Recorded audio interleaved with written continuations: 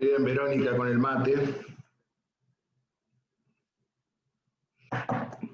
Adicta al mate. No soy la única.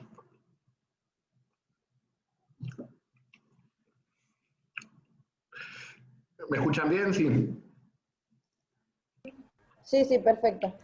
Sí. Lo que les venía diciendo recién sobre la política económica de la dictadura, que como ya les dije, estas doctrinas económicas habían tenido al Chile de Pinochet como primer experimento, pero también sentaron las bases de lo que se conoció a principios de los 80 como la revolución neoconservadora.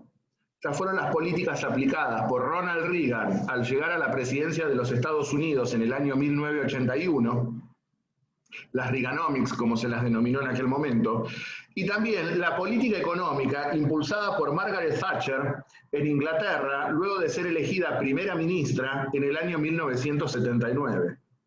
Y veremos que fue precisamente la doctrina predominante en un momento donde estaba por quebrarse la lógica del mundo bipolar que teníamos desde la posguerra.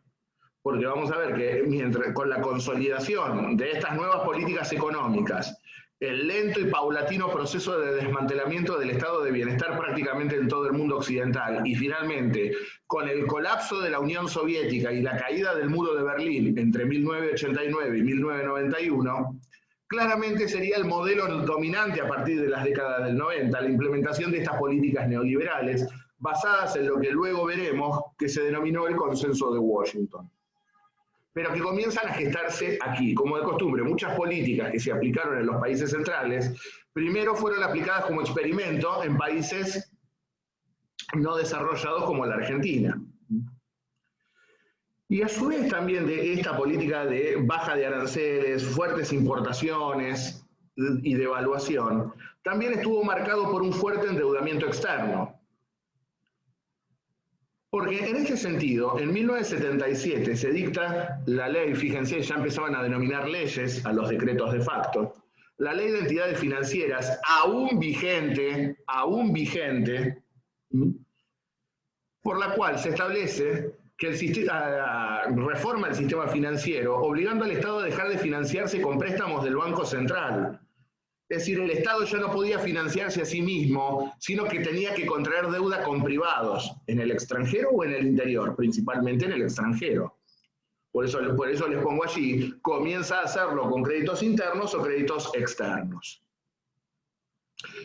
Y esta demanda de crédito interno, ¿qué es lo que permitió? Mantener elevada la tasa de interés, por encima inclusive del nivel internacional. Esto que motivó avalancha de dólares fáciles en la Argentina.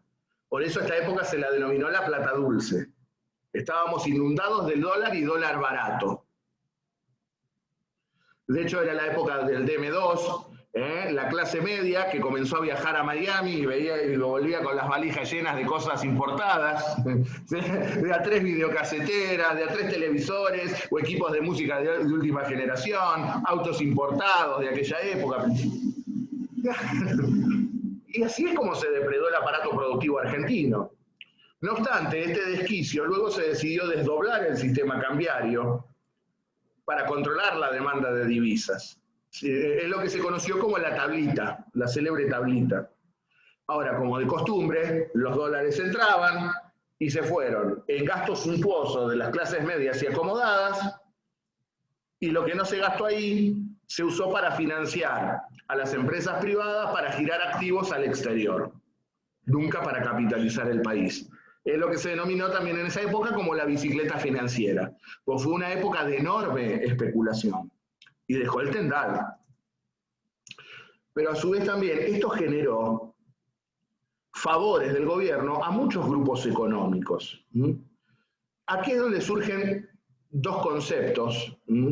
Se genera una nueva élite económica, que es lo que se conoció como la patria financiera, los sectores vinculados a la banca, y por otro lado la patria contratista, todos aquellos que sacaron jugosos contratos en dólares con el Estado.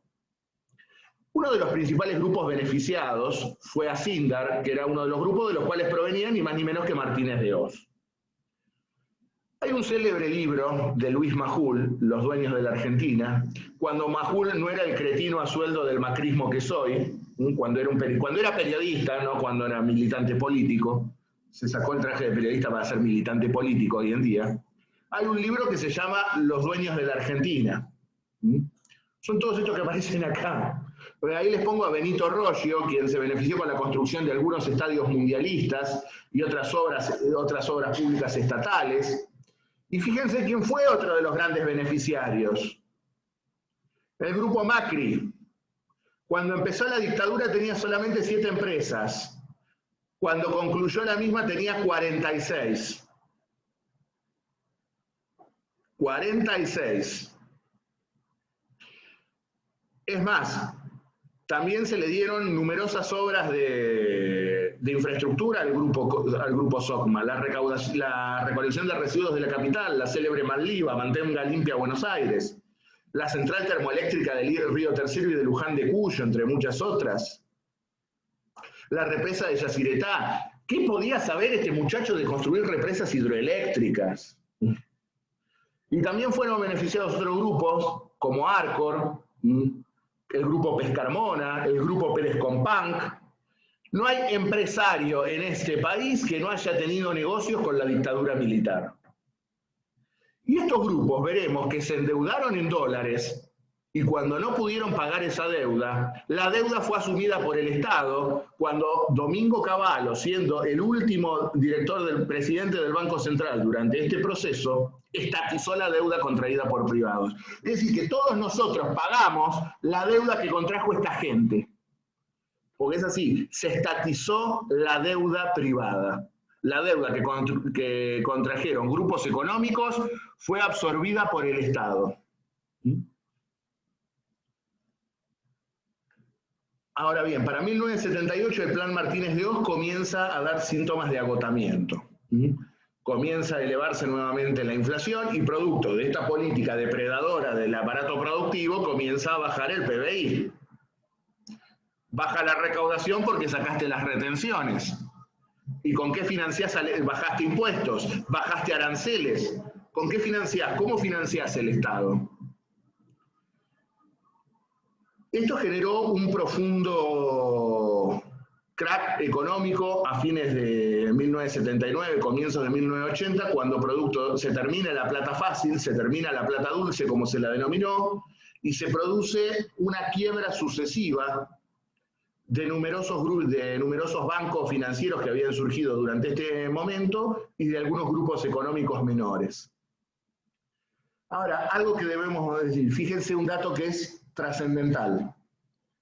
La deuda externa creció 7.000 millones de dólares, de 7.000 millones de dólares a más de 40.000 millones.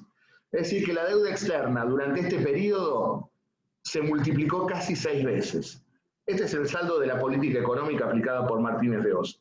El endeudamiento notable del país. Y el peso de esta deuda sería una enorme carga para el primer gobierno de la democracia, porque el gobierno de Alfonsín tuvo que lidiar con la deuda que dejó esta gente. Deuda manifiestamente ilegítima. Deuda contraída por un gobierno no elegido por el pueblo y parte de la deuda contraída por privados. Nada legal de todo esto. Absolutamente todo manifiestamente ilegal. Ahora, del mismo modo que decidieron destrozar el aparato productivo del país, todavía tenían delirios de grandeza en el plano militar. Casi fuimos a la guerra con Chile por el eterno diferendo, por los hielos continentales y el canal de Beagle. En este sentido, a fines del año 77 se pronuncia la reina de Inglaterra en el arbitraje que otorgó a Chile la soberanía sobre las islas del canal, las islas Picton, Nueva y Lennox. La Junta Militar decidió desconocer el laudo arbitral de la corona británica, lo declaró nulo, y comienza a planificar una guerra. Se montó lo que se conoció como la Operación Soberanía, que fue abortada por la mediación papal. Todavía era Pablo VI el Papa, al año siguiente fallece Pablo VI, vinieron los 33 días de Juan Pablo I, hasta que se dieron cuenta que iba a barrer con la corrupción vaticana y una noche se tomó un tecito y al día siguiente no se despertó. Asumió el jefe de la banda, Juan Pablo II, que legalizó la masonería, legalizó el Opus Dei. No vamos a entrar ahora en la historia vaticana. Pero lo cierto es que el Vaticano se ofrece a mediar entre dos naciones católicas, entre Chile y la Argentina, y esto abortó la operación militar.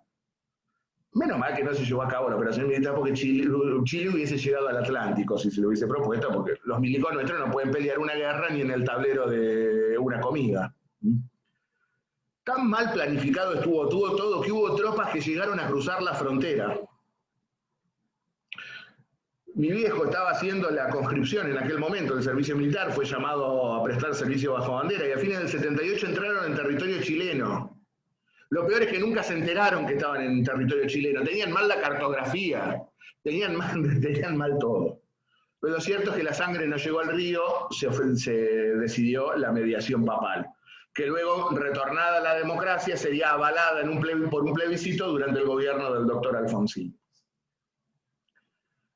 Obviamente, durante la dictadura hubo una enorme censura sobre toda actividad cultural e intelectual. Se quemaron numerosos libros, al igual que durante la década nazi en Alemania, piras incendiarias con libros. Una de las principales editoriales, como era Eudeva, la editorial de la Universidad de Buenos Aires, fueron secuestrados y quemados 90.000 ejemplares.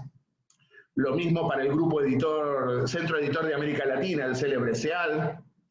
Y hubo una profunda represión sobre todo movimiento artístico, cultural y a su vez educativo también, porque consideraban subversiva la matemática moderna estos muchachos.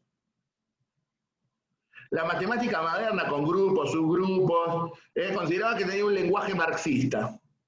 Y por lo tanto, no se dio más matemática moderna. En lo que es nuestra carrera, se cerró la cátedra de Sociología Jurídica. Y podemos seguir mencionando numerosas medidas. Se censuró el cubismo como expresión artística, porque cubismo, los genios con que lo cubismo, Cuba.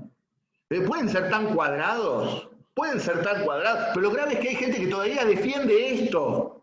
Hay gente que defiende esto. Y también la dictadura tuvo sus 5 minutos de gloria, sus 5 minutos de fama, porque utilizó un evento deportivo como plataforma o como propaganda política, como fue el célebre Mundial 78. La Argentina por primera vez se consagraba campeona del mundo de fútbol y el evento fue utilizado por la dictadura como propaganda política. La FIFA miró como de costumbre la FIFA, le importa el negocio y el resto bien poco, miró para un costado, en un país donde había desapariciones, donde había gente tirada viva al río. Ratificó a la Argentina como sede del Mundial, le dio un préstamo que incrementó la deuda externa, obviamente. Ahora, claro, iba a venir periodismo internacional, por lo tanto, ¿qué hacemos con todos los presos que tenemos amontonados en los centros clandestinos de detención? Claro, había que hacer la limpieza. Aquí es donde comienzan y se aceleran los vuelos de la muerte, así denominados. Vale decir que igual no todo fue lo mismo. Muchas figuras de delegaciones europeas no quisieron venir a jugar, oponiéndose a las violaciones a los derechos humanos en la Argentina. Figuras de la talla de Paul Breitner, quien había sido campeón mundial con Alemania 4 años antes. Tampoco quiso venir Johan Cruyff a jugar, la máxima estrella del seleccionado holandés. E inclusive la selección holandesa se negó a subir al podio a recibir la medalla de plata en la premiación luego del partido. Inclusive también el triunfo futbolístico se vio opacado por un dudoso partido, el célebre 6-0 contra Perú, en la cual se sospecha que hubo presiones por parte de la Junta Militar al seleccionado peruano. Algunos sostienen que hubo miembros de la Junta en el vestuario peruano en la previa del partido. Otros sostienen que fue negociado a niveles políticos, con la venta de no sé cuántas toneladas de trigo al gobierno peruano. Quizás algún día se sepa la verdad. Pero lo cierto es que algo tan importante para los argentinos, quizás lo más importante de lo menos importante, como decía Di Stéfano, se vio opacado por el contexto en el cual se llevó a cabo. Piensen ustedes que a 10 cuadras de donde se gritaron los goles de Kempes se encontraba la ESMA. Y como contaron muchas víctimas, muchos desaparecidos que luego lo zafaron, los días de partido eran los mejores días porque durante 2 horas sabíamos que no nos iban a hacer nada. En ese contexto se jugó un mundial en el país. Ahora bien, cuando se inicia la dictadura militar, gobernaba los Estados Unidos el Partido Republicano. Si bien había caído el gobierno de Nixon, había asumido Gerald Ford la presidencia norteamericana, y a los republicanos siempre les importa muy poco los derechos humanos y demás. Ahora, en el año 77 asumía el demócrata Jimmy Carter la presidencia de los Estados Unidos. Y Carter, a través de su secretaria de Estado para Derechos Humanos, comenzó a cuestionar y a aplicar sanciones a la Argentina por las violaciones masivas a los derechos humanos y apoyó a que en el año 79 una delegación de la Comisión Interamericana de Derechos Humanos visitara el país. En efecto, el 6 de septiembre de 1979, la Comisión Interamericana visitó a la Argentina para relevar la situación de los derechos humanos y su visita se convirtió en un hecho histórico porque permitió legitimar denuncias sobre los crímenes aberrantes. Cabe destacar que la visita de la comisión fue boicoteada por muchos partidos políticos, inclusive de los más grandes y perseguidos. Me sobran los dedos de la mano para mencionar dirigentes que concurrieron a efectuar denuncias a la Comisión Interamericana. Alfonsín, Diolindo Felipe Vittel, del peronismo, Alfredo Bravo, quien había sido precisamente secuestrado y torturado. Y no quiero seguir enumerando porque sería injusto olvidarme de alguno, pero no sobraron, no sobraron precisamente. Y así va terminando la gestión de Videla. El estatuto que se había fijado el proceso al asumir establecía que el presidente duraba 5 años, es decir, los milicos dijeron presidente por 5 años. Y en marzo de 1981, la Junta de Comandantes, que ya no estaba integrada por Videla, Macera y Agosti, Galtieri había asumido como comandante en jefe del ejército, el almirante Lambrugini había asumido como comandante de la Armada, y Omar Rubén Graffini había reemplazado a Agosti al mando de la aeronáutica, deciden nombrar al ex jefe del ejército, Roberto Eduardo Viola, como presidente de facto. Supuestamente, Viola era un general más dialoguista, más vinculado a los sectores políticos tradicionales, y muchos creyeron ver en la figura de Viola la posibilidad de una salida electoral. Sin embargo, esto no iba a ser posible. Viola llega en el marco de una gran crisis económica. De hecho, no fue reelegido Videla como consecuencia del desastre en el cual se encontraba sumida la economía argentina. Había aumentado el desempleo, había una altísima inflación y el peso no valía nada. Nada nuevo que no conozcamos, ¿no? Y Viola designa a un hombre del grupo Fiat, de la Fiat, como ministro de Economía, Lorenzo Sigot, quien pasaría a la historia por su célebre frase, el que apuesta al dólar pierde. Y la frase se lo llevó puesto al pobre Sigot. Derogó la tablita de Martínez de Oz, desdobló el mercado cambiario, un dólar libre para el mercado financiero y un dólar regulado con distintos valores para el cambio comercial. Trató de favorecer en cierto modo las exportaciones que se habían visto perjudicadas por la política de dólar alto de Martínez de Oz. Y durante este periodo la deuda externa subió un 31%, generándose la mayor recesión desde el crack de Wall Street de 1929. Precisamente la incapacidad de Viola para enderezar el timón generó que se produjera un golpe dentro del golpe, y en diciembre de 1981 asumirá la presidencia de facto quien era el comandante en jefe del ejército, el general Leopoldo Fortunato Galtieri. A Galtieri lo conocen más, ¿no? Y no por cosas buenas, lógicamente. ¿Qué es lo que va a hacer Galtieri?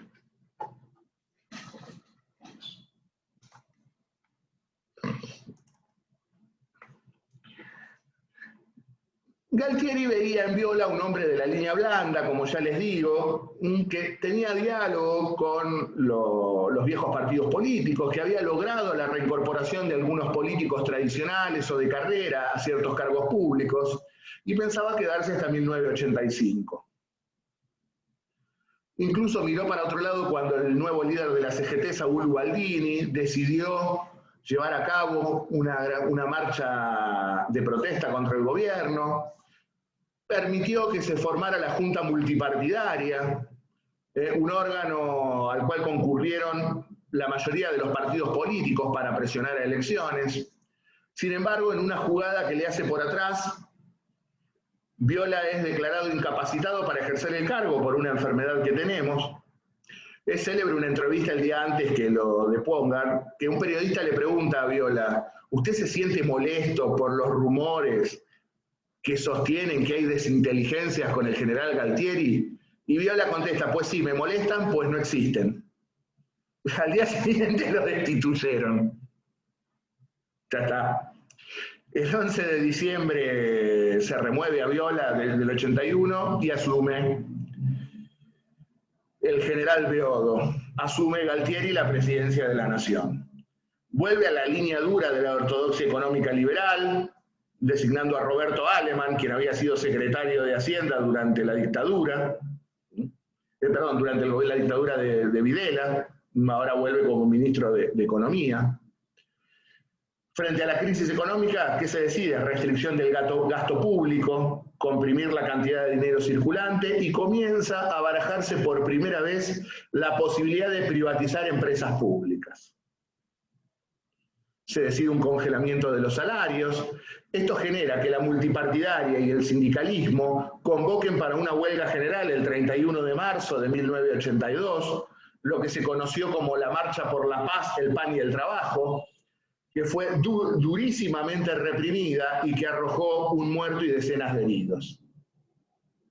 Este mismo presidente militar que estaba siendo puteado hasta por los mudos, 2 días después sería aclamado casi hasta el delirio, porque la dictadura militar, en un intento de perpetuarse en el poder frente a una gestión que no tenía soluciones económicas, desgastada, no podía hacerle frente al gobierno, para perpetuarse deciden recurrir al viejo artilugio del enemigo externo. Y se aferran a una causa tan cara al sentimiento de los argentinos como es la cuestión Malvinas. Como saben ustedes, el 2 de abril de 1982, 5.000 efectivos desembarcan en Puerto Stanley, la capital de las islas, luego rebautizada como Puerto Argentino, y logran la rendición de la escasa guarnición británica existente en las islas. Esto generaba un cimbronazo en la opinión pública, tanto nacional como internacional. Un día después, el 3 de abril, se recuperaban las Islas Georgias. Sin embargo, inmediatamente se reúne el Consejo de Seguridad de la Organización de las Naciones Unidas, que dicta la resolución 502 exigiendo el cese de las hostilidades y el retiro inmediato de las tropas. Galtieri jamás pensó o no calibró qué era lo que estaba pasando en Inglaterra. Margaret Thatcher era odiada por aplicar las mismas políticas económicas que había aplicado la dictadura acá. También numerosas huelgas, represión del movimiento obrero, e inclusive pensaba desguazar la flota de superficie de la Marina Británica y mantener tan sola la flota de submarinos. Galtieri le dejó servido en bandeja también una oportunidad para unificar al pueblo inglés, para salvaguardar a la flota británica que no fue desguazada y para catapultarla prácticamente por 10 años más de gobierno. Galtieri no sabía o no pensaba que esto le vino como anillo al dedo al gobierno de Thatcher para salvarse ella políticamente. Lo cierto es que rápidamente el Reino Unido impone una zona de exclusión alrededor de las islas, cubría un radio de 200 millas náuticas desde el centro de las Malvinas, que consideraba que cualquier movimiento de tropas o de buques estaban legitimados para ser hundidos en aquella zona de exclusión. Y si bien en un primer momento se pensaba negociar en el seno de la diplomacia internacional, el borracho se ilusionó con la gente vivándolo. Pues cómo dar marcha atrás cuando envalentonaste a la gente y la gente está chocha con que recuperamos las islas. Allí lanzó el célebre: si quieren venir que vengan, les presentaremos batalla. Y vinieron. Se decidió pelear improvisadamente una guerra con una de las potencias militares más importantes de la historia y de ese momento efectivamente, y miembro de la OTAN, de la Organización del Tratado del Atlántico Norte. Hasta políticamente mal calibrada. ¿Verdaderamente pensaron que los Estados Unidos iban a apoyar a la dictadura de Galtieri? Porque estos cráneos pensaron que como Argentina estaba colaborando en la guerra contra insurgentes en Centroamérica, ya somos aliados de Estados Unidos en la lucha contra el comunismo en América Latina, nos van a apoyar en la guerra. Estados Unidos apoyó a su aliado histórico desde los tiempos de la Segunda Guerra Mundial. Les dieron apoyo logístico y estratégico. Y nosotros, que siempre nos creemos los caras pálidas de América Latina, como decía Alfonsín, que siempre despreciamos a nuestros vecinos, salimos a pedirle por favor a nuestros vecinos que nos apoyaran en la guerra. Vale decir que nuestros vecinos nos apoyaron, salvo uno, ya se imaginan quién es, los que están del otro lado de la cordillera, pero hubo numerosas muestras de solidaridad por parte de toda América Latina. Hasta de la mismísima Cuba, que imagínense ideológicamente se encuentra en las antípodas de la dictadura militar. Sin embargo, ahora nos acordábamos de la solidaridad latinoamericana, cuando se la despreció durante 7 años. Cabe destacar que rápidamente los ingleses deciden mandar su Task Force, la fuerza de operaciones, un numeroso convoy de buques de guerra y de transporte son enviados, se abastecen en la isla de Ascensión, allí en el medio del Atlántico, isla manejada por los Estados Unidos, obviamente, y emprenden la marcha rumbo a las Islas Malvinas. Rápidamente, el buque de guerra Endurance hace desembarcar a algunos marines ingleses en las Islas Georgias, Islas Georgias que estaban defendidas por un teniente de navío llamado Alfredo Astiz, creo que lo conocen. Ustedes dirán, Astiz defendió las islas hasta con lo último que tenía, ¿verdad?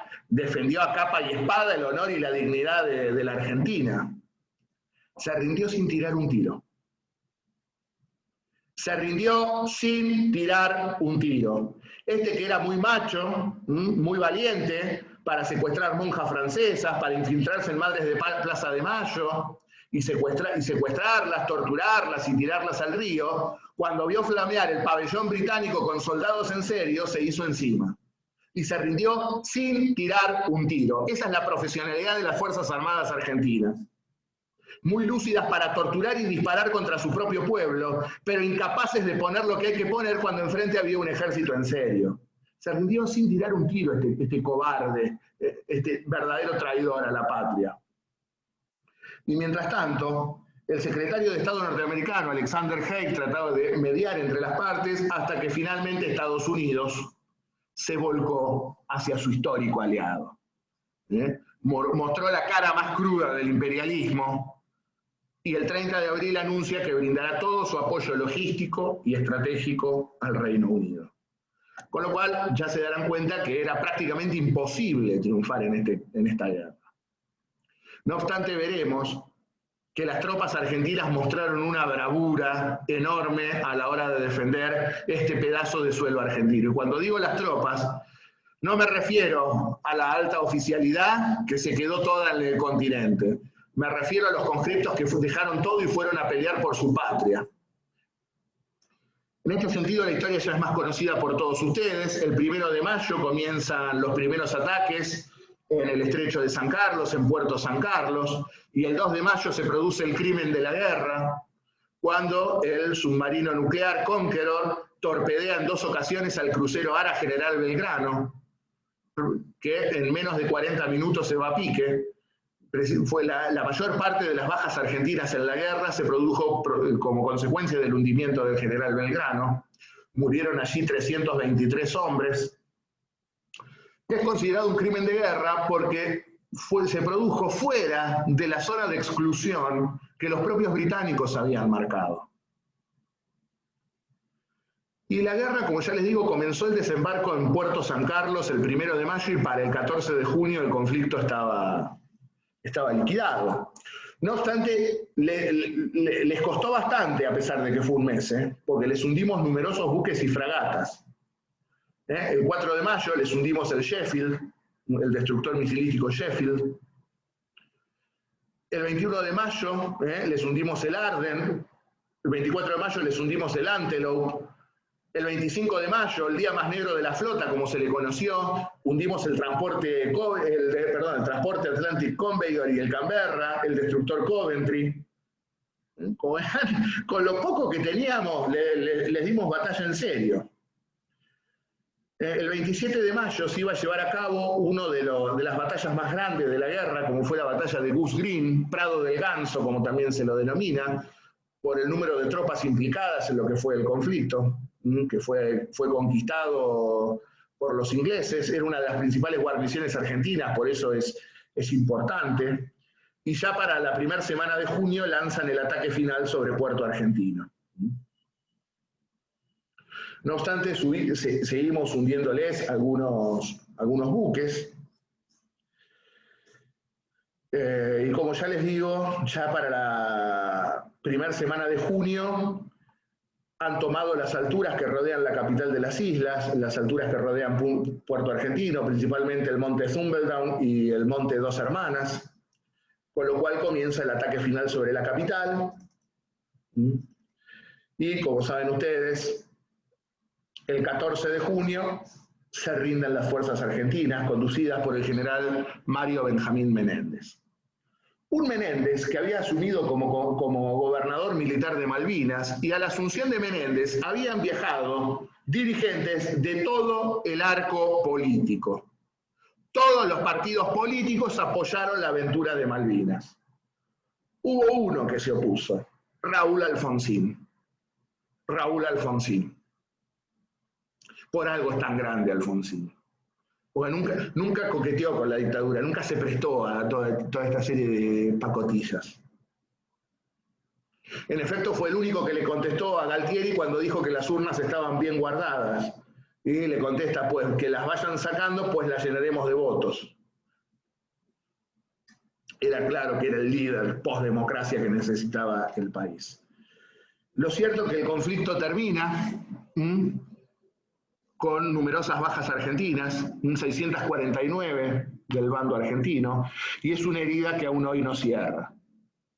Máxime cuando han salido a la luz y están los procesos judiciales abiertos también por violación a los derechos humanos de las tropas argentinas en las islas. Soldados torturados y estaqueados por los propios oficiales argentinos. Más preocupados en estaquear soldados que en pelear con los ingleses algunos. Historia que duele. Historia que duele y mucho duele. Lo cierto es que la derrota de Malvinas catapulta el fin del proceso.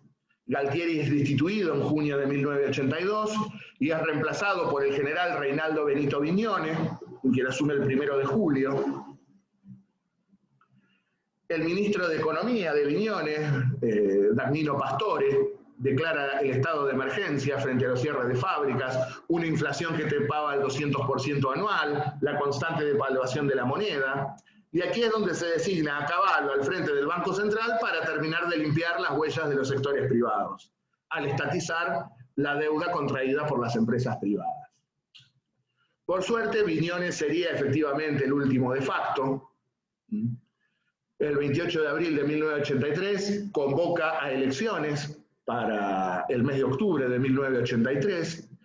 Mientras tanto, antes de batirse en retirada, hicieron algunas cositas. En primer lugar, destruyeron toda la documentación existente acerca de los campos de detención, tortura y asesinato de desaparecidos.